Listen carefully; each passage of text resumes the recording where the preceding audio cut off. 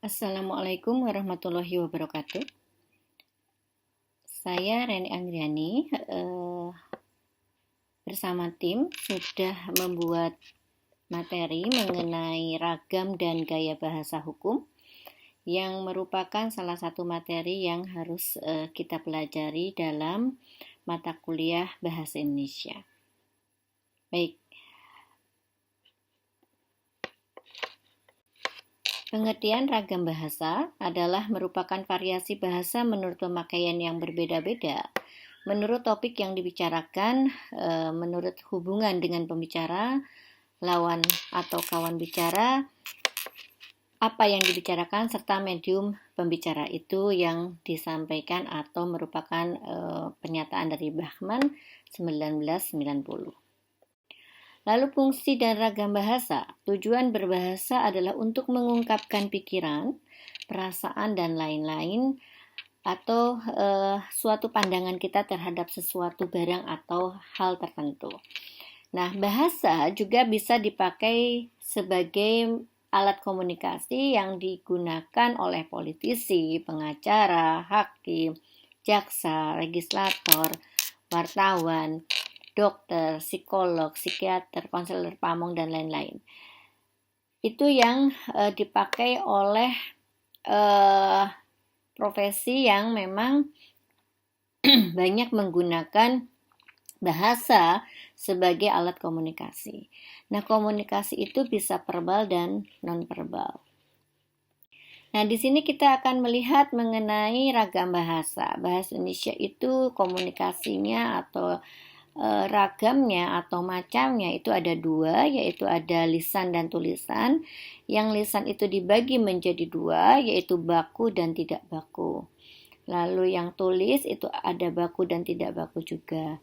Nah, selanjutnya untuk yang baku itu juga dibagi menjadi atau dalam bahasa yang tertulis itu dibagi menjadi untuk kemantapan dinamis, yang cendekia, dan seragam. Nah, selain itu juga untuk pembahasaannya juga ada bahasa daerah dan nasional, yang lanjutnya untuk sebagai sosial komunikasi. Nah, untuk fungsinya itu digunakan sebagai alat komunikasi di dalam bidang komunikasi, hukum, ekonomi, militer, agama, dan lain sebagainya.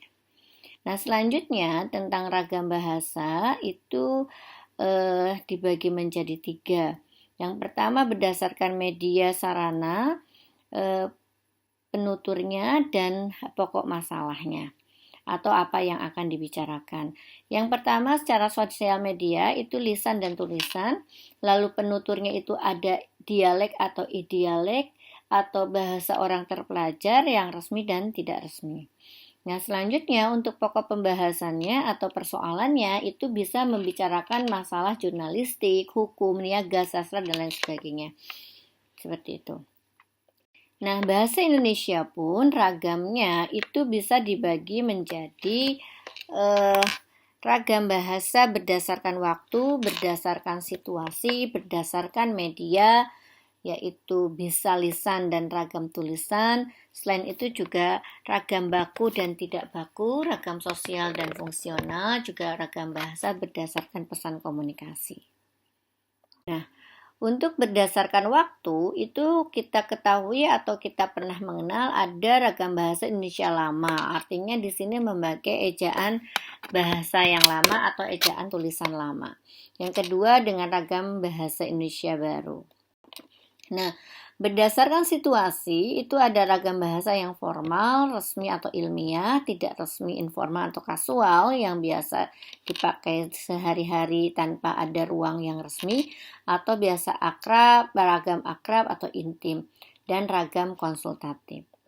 Nah, selanjutnya kalau berdasarkan media adalah ada ragam bahasa lisan, tulisan. Nah, sekarang apa bedanya? Nanti akan kita bahas selanjutnya.